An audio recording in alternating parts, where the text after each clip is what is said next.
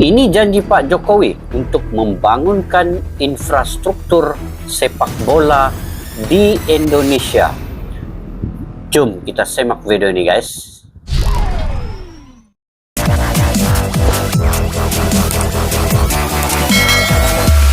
Assalamualaikum dan salam sejahtera. Selamat bertemu kembali di channel Askalani Studio.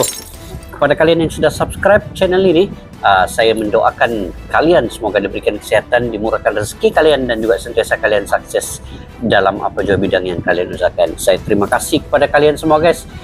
Salam perkenalan daripada saya, channel Askalani Studio, dan semoga kalian juga sekeluarga dilindungi dan dirahmati oleh Allah Subhanahu Wa Taala. Oke, guys, insyaallah pada hari ini, satu lagi kabar gembira ya kepada seluruh rakyat Indonesia yang peminat tegar sepak bolanya, penggemar-penggemar sepak bola.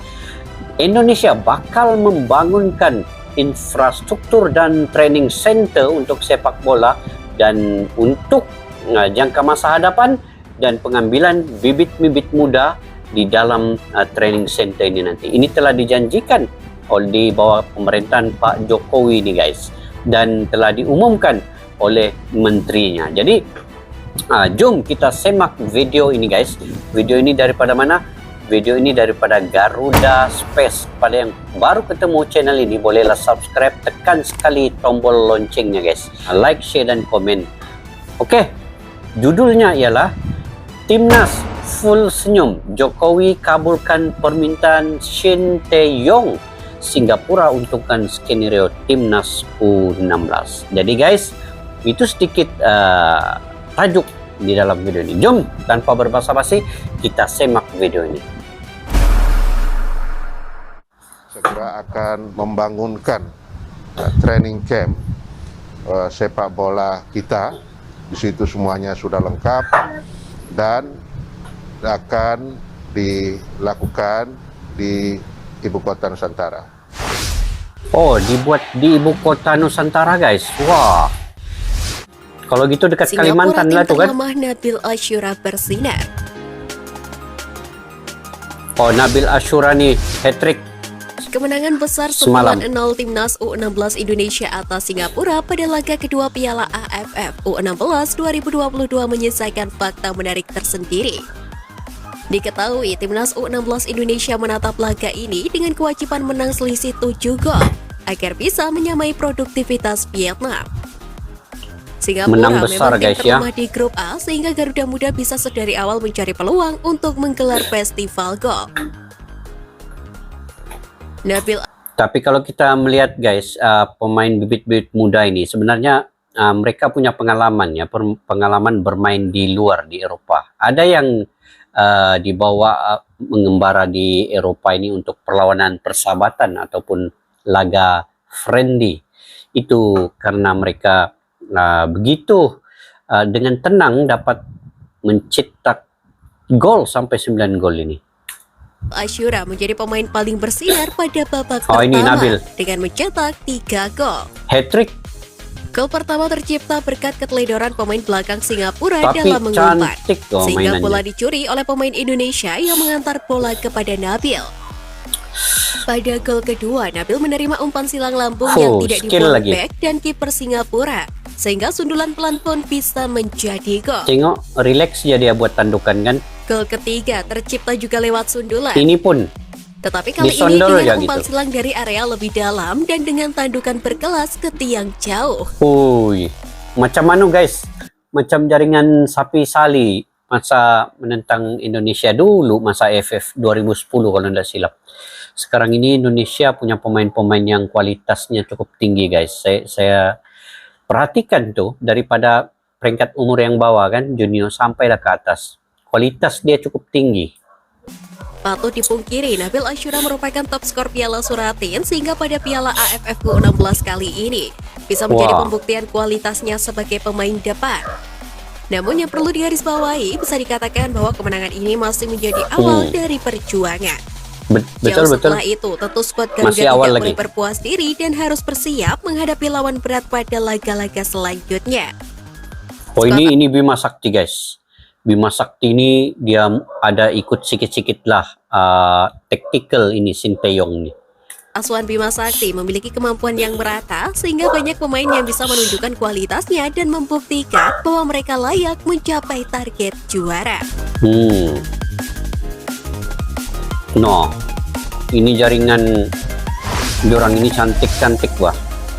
Pemerintah siapkan Pemerintah siapkan 7 lapangan training center di IKN Sinteyong full senyum. 7 lapangan training guys. Bukan lapangan sedikit. training center di IKN Sinteyong Banyak full nih. senyum. Wow.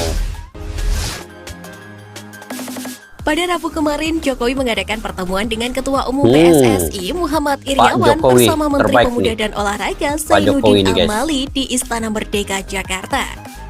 Dalam kesempatan tersebut, Iwan Bule menyebut bahwa Jokowi menyampaikan Ini Iwan pemerintah Bule. berencana untuk membangun training center sepak bola di IKN. Tak tanggung-tanggung, orang nomor 1 di tanah air itu mengatakan bahwa pemerintah menyiapkan lahan sebesar 30 hingga 50 hektar untuk mendirikan 30 fasilitas hingga tersebut. 50 hektar guys. Luasnya nih. Ini yang dinanti-nantikan sebenarnya. Cantik nih kalau siap. Wow. Padahal Iwan Bule Mantap menyatakan lah. PSSI hanya membutuhkan sekitar 15 hektar saja. Nah, 15 Tak sampai tapi di situ, Jokowi bagi 50 hektar yo. Iwan Bule juga membeberkan bahwa Jokowi memiliki obsesi untuk membangun 7 lapangan di training center 7 tersebut. lapangan. Padahal menurut Iwan Bule 3 lapangan saja sudah cukup untuk memenuhi kebutuhan timnas Oh. Indonesia. Ini dia Lebih bagi lanjut, pria 7. berusia 60 tahun itu membocorkan titik yang akan menjadi lokasi dari pembangunan training center tersebut. Meski belum diketahui secara spesifik, menurutnya lokasi akan berada di antara kota Balikpapan dan Samarinda. Dengan estimasi waktu perjalanan tak lebih dari 1 jam dari Bandara Internasional Sepinggan, Balikpapan. Balikpapan, no. Dekat Kalimantan Tetapi Iwan kan? Bule menyebut bahwa sejauh ini desain dari training center tersebut masih belum dibuat. Oh, belum lagi. Ini baru Yang jelas perancangan Jokowi lah. menjanjikan bakal membangunnya dengan dilengkapi fasilitas yang lengkap termasuk dengan adanya asrama dan hotel.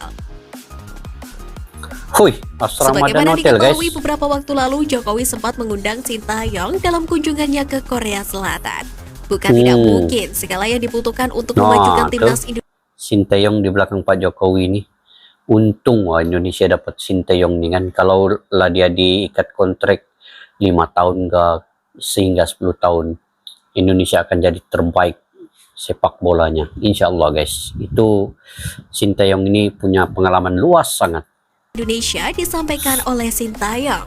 Sehingga Presiden Jokowi turut termotivasi untuk membawa sepak bola negeri ini lebih baik lagi. Mantap.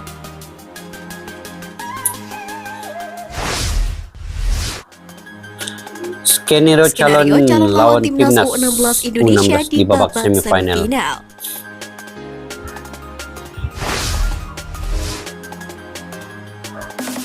Setelah mengajar Filipina 2-0 dan menghancurkan Singapura dengan 9-0 di 2 laga penyisihan, Timnas U16 Indonesia saat ini menempati puncak klasmen grup A Piala AFF U16 dengan koleksi 6 angka, sama persis dengan Vietnam di tempat kedua. Timnas Indonesia U16 berhak untuk menempati posisi yang lebih baik karena unggul selisih gol atas Vietnam. Saat ini Timnas Indonesia U16 mempunyai Ini guys. Yang penting Indonesia ini dia akan dapat kalahkan Vietnam pada hari Sabtu ini. Itu poin yang paling penting nanti. Kalau itu dapat berhasil, Indonesia insya Allah boleh jadi juara nanti. Kita lihat hari Sabtu nih guys, kita nonton selisih gol plus sama-sama. 11, sedangkan Vietnam plus 9. Untuk melangkah ke semifinal Piala AFF U16 2022, hanya juara grup yang akan lolos otomatis. Sementara Juara itu dari grup. 3 grup, hanya salah satu runner-up terbaik yang diizinkan mentas di babak 4 besar. Selain kemenangan lawan Vietnam di matchday pamungkas, hasil imbang sejatinya sudah cukup untuk meloloskan timnas Indonesia U16 ke semifinal Piala AFF U16 2022 sebagai juara grup A. Lantas bagaimana jika kalah dari Vietnam? Asalkan hanya kalah dengan selisih gol tipis seperti 0-1 atau 0-2, timnas Indonesia U16 diprediksi tetap menyegel posisi runner-up terbaik. Mudah-mudahanlah menang kan. Sebuah Janganlah koleksi kalah. 6 poin plus selisih gol yang sangat tinggi menjamin skuad Garuda Asia untuk lolos ke semifinal Piala AFF U16 2022. Jika lolos ke semifinal sebagai juara grup A, skuad Aswan Bima Sakti bakal bersua juara grup C. Saat ini pemuncak klasemen Malaysia. grup C ditempati oleh timnas Wow, Malaysia seru U16. nih. Namun Guys. pergeseran Kalau Indonesia semifinal dengan Malaysia, aduh sayang. Paling bagus dorang pergi final dua-dua. Malaysia, Indonesia pergi final. Jangan dorang jumpa di semifinal, guys. Kalau dorang jumpa di semifinal nih, aduh, rasa rugi kita. Sayang. Harap-harap tim lah kan. masih mungkin terjadi. Mengingat masih ada Myanmar dan Australia di grup C. Tapi Myanmar, Australia ini Sementara di grup itu, C jika ini finish pun sebagai runner-up terbaik, lawan kuat bakal dihadapi Kuat timnas juga nih. Indonesia U16. Lawan yang dimaksud adalah juara grup B, yakni timnas Thailand U16. Nah, ini baru Untuk bagus saat ini disingkir Thailand ini menduduki Thailand. posisi puncak grup B.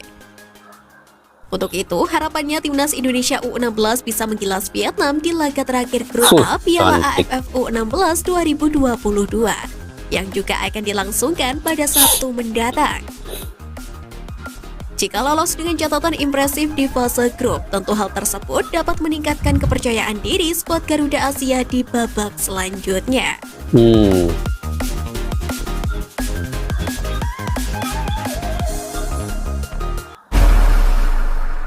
Nah guys, di sini ada 3 ulasan yang kita akan kupas sebentar lagi. Pertamanya, kita terima kasih, ucap berbanyak-banyak terima kasih kepada Pak Jokowi, di mana di bawah pemerintahannya sebenarnya bukan sahaja dia membangunkan Indonesia dari segi pada ekonominya, dikenali Indonesia melalui G20 menjadi tuan rumah G20, mengetuai lagi G20 itu, tetapi dari segi olahraga sukannya juga diyakini membantu sepak bola Indonesia untuk membangunkan infrastruktur training center. Diberitakan tadi 15 hingga 50 hektar tanah, begitu besar, 30 hingga 50 hektar itu cukup besar untuk membangunkan 7 lapangan guys. 7 lapangan ini cukup banyak untuk bibit-bibit muda. Semua bolehlah 12 tahun, 16 tahun, 18 tahun, 19 tahun, 23 tahun sehinggalah tim senior. Sebenarnya bila ada infrastruktur yang bagus, yang baik, maka di situ banyak bibit-bibit muda akan dilatih dengan lebih baik sebenarnya ketimbang jika tidak ada struktur yang bagus ataupun fasiliti lapangan itu, maka susah untuk latihan sebenarnya. Jadi dari segi latihan bukan saja di lapangan tetapi juga di dalam gym, menguatkan otot dan sebagainya. Jika terbentuknya training center ini suatu masa kelak, insya Allah kita doakan apa yang dijanjikan ini akan dapat dilaksanakan secepatnya ya. Karena pada ketika ini guys, saya berpandangan dan pendapat pribadi saya, timnas Indonesia ini di segala peringkat umur ini mulai menampakkan hasilnya ya.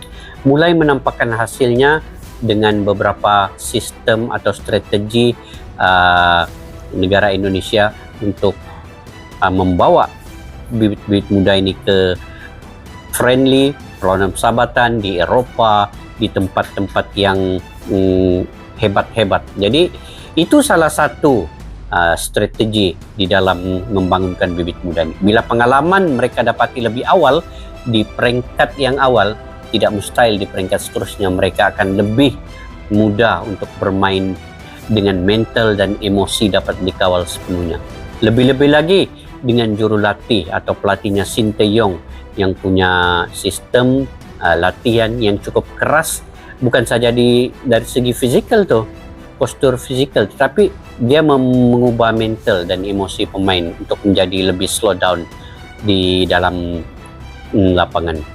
Yang kedua pula terkait dengan AFF Bawah 16, di mana bagaimana kedudukan ataupun Indonesia sekarang ini di tangga teratas dan kemungkinan akan bertemu dengan Malaysia di semifinal. Ini yang kita sayangkan guys, kalau di semifinal. Lebih baiknya bertemu di final lah kan, baru kita nampak keseruannya itu. Sportivitas ditunjukkan di dalam lapangan pada final itu. Tapi apapun kita nantikan bagaimana perlawanan seterusnya ini. Kita doakan semoga Indonesia dan Malaysia ini tampil dengan lebih baik dan juga menjuarai kumpulan. Kedua-duanya menjuarai kumpulan. Daripada 3 kumpulan ini akan diambil yang tangga teratas ini otomatik akan layak, dan dari 3 kumpulan ini yang terbaik di tangga yang kedua itu akan diambil untuk masuk ke semifinal. Jadi kita nantikan bersama siapakah yang dapat menduduki tangga teratas dan juga runner up yang terbaik untuk layak ke semifinal. Jadi guys, yang ketiga terkait juga dengan timnas Indonesia ini, yang mana ketika ini banyak mengumpulkan pemain-pemain yang berpotensi. Saya suka melihat gelagat pemain Ma'rifat ini guys. Ketika menentang Singapura baru-baru ini, dia paling banyak menghantar bola-bola pendek, through ball, passing ball dari tepi padang, dari tengah padang untuk striker menjaringkan gol. Jadi ini perlu diberi tumpuan, dan saya mengharapkan supaya pemain ini dijaga bagus-bagus sehinggalah ke peringkat senior. Pasti dia akan jadi yang lebih baik. Oke guys, saya ingat itu saja komentar pada hari ini. Sekali lagi saya mengharapkan, mudah-mudahan, saya mendoakan juga supaya apa yang diimpikan oleh seluruh rakyat Indonesia untuk fasilitas ini yang dijanjikan oleh Iwan Bule juga berusaha keras, dan juga Sinteyong juga berusaha keras untuk menjadikan Indonesia ini maju dalam sepak bolanya itu menjadi kenyataan di masa akan datang. Dan secara pribadi juga saya yakin Indonesia akan menjadi juara suatu hari nanti, walau apapun liganya, sama ada AFF kah, AFC kah, ataupun kelayakan Asia, seterusnya ke Piala Dunia. Begitu juga dengan Malaysia guys. Malaysia juga banyak sekarang ini membangunkan bibit-bibit muda melalui akademi-akademi yang dilakukan di Malaysia. Ada beberapa akademi lah, cuma saya sebutkan beberapa akademi. Kita ada Akademi Mokhtar Dahari, Akademi Sekolah Sukan Bukit Jalil, Akademi Sekolah Sukan Malaysia. Itu banyak menjadikan pemain-pemain Malaysia ini daripada bibit-bibit muda sehinggalah ke senior. Oke guys, sampai di situ saja komentar pada hari ini.